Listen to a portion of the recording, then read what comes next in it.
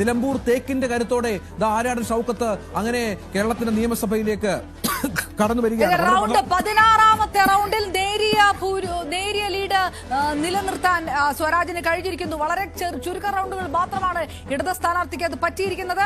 അതിനകത്ത് 4003 എന്ന vote round 16ൽ അങ്ങനെ LDFന് കരുളായി പഞ്ചായത്തിലേക്ക് കടക്കുമ്പോൾ 236 വോട്ടിന് സ്വരാജ് ലീഡ് ചെയ്തിരിക്കുന്ന സാഹചര്യമുണ്ട്. അമരമ്പലവും അത് തന്നെ ഇടതുപക്ഷത്തെ സംബന്ധിച്ചിടത്തോളം പ്രതീക്ഷയുള്ളതാണ്.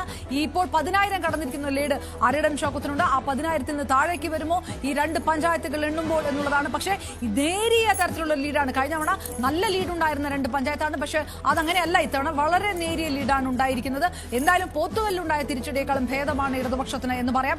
നിലമ്പൂർ നഗരസഭയിലുണ്ടായ വലിയ തിരിച്ചടിയേക്കാളും ഭേദമാണ് എന്ന് പറയാം. ഭേദം എന്നുള്ളതിനപ്പുറത്തേക്ക് മറ്റൊരു വാക്ക് ഉപയോഗിക്കാൻ കഴിയില്ല.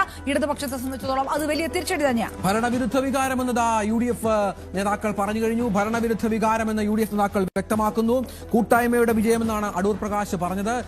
കാവൽ സർക്കാരാണ് ഇപ്പോൾ ഭരിക്കുന്നത് എന്ന് രമേശ് ചെന്നിത്തല അസന്നിഗ്ധമായി പറയുന്നു. അങ്ങനെ തീർച്ചയായും LDFന് വലിയ തിരിച്ചടിയാണ് നിലമ്പൂരിൽ സംഭവിച്ചിരിക്കുന്നത്. പ്രചണ്ഡമായ പ്രചരണം, മന്ത്രിമാരെയൊക്കെ ഇറക്കി മുഖ്യമന്ത്രി ക്യാമ്പ് ചെയ്ത് നടത്തിയ വലിയൊരു പ്രചരണം ഭരണത്തിന്റെ വിലയിരുത്തലാകുമെന്ന് ഒരു ഘട്ടത്തിൽ സ്വരാജ് നമ്മളോട് പറഞ്ഞ പ്രധാനപ്പെട്ട കാര്യമുണ്ട്. പക്ഷെ അതൊക്കെ ഇപ്പോൾ അങ്ങനെ വിലയിരുത്തലാണെങ്കിൽ ഭരണത്തെ ജനങ്ങൾ തൂത്തെറിയണം എന്നുള്ള വിധിയാണ് ജനം പറഞ്ഞത്.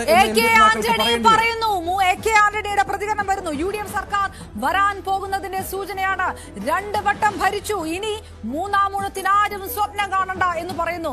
ഇത് നേരത്തെ രമേശ് ചെന്നിത്തലയും പറഞ്ഞു കഴിഞ്ഞു.